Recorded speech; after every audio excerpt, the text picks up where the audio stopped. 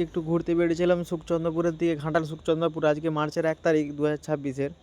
তো শীতলা পুজো উপলক্ষে আমরা একটু বেরিয়েছিলাম বক্স দেখবো বলে। আর এই সামনে মা শীতলার মন্দির, তো এখান থেকে একটু এগিয়ে যেই একটু যাওয়ার পরেই যে সামনে একটা বক্স চলছে। এটা হচ্ছে অরিজিৎ সাউন্ড। সাউন্ডটা শোনো একটু।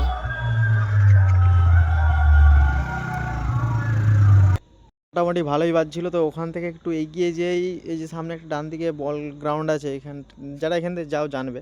তো বল গ্রাউন্ডে বসে আছে রুদ্রনীল সাউন্ড। এটা চলেনি অনেকক্ষণ ধরে, আমরা একটু দাঁড়িয়েছিলাম, দাঁড়িয়ে থাকার পরেও চালু হয়নি, কি করছিল কিছু একটা।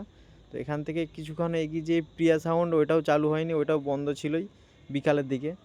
তো আরেকটু এগিয়ে গেছি সেখান থেকে এটা হচ্ছে এমকে, এমকে বসে আছে, এটাও বন্ধ। মানে কি ভাই, পুজো চলছে, বক্সগুলো ভাড়া করে আনা হয়েছে, তো চালাবি তো। এটাও বন্ধ। তো এখানেও দাঁড়িয়ে থাকার পর আবার এগিয়ে যাচ্ছি সামনে। সামনে যাওয়ার পরে এখানে একটা সেট আপ বসে আছে, এটা হচ্ছে মা শীতলা সাউন্ড। তো মা শীতলা সাউন্ডটাও মোটামুটি ভালোই বাজাচ্ছে, সামনে দিয়ে যাচ্ছে।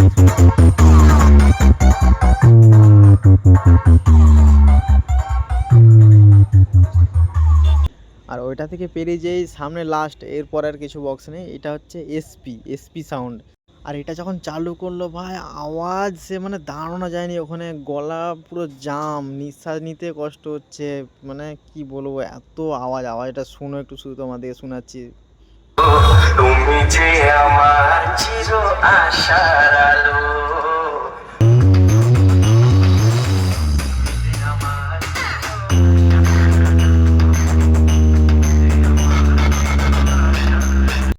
তো আর কেন, গাড়ি নিয়ে বেরিয়ে পড়ো সুখচন্দ্রপুরের দিকে। দারুণ মজা হচ্ছে, এনজয় হবে, আসো।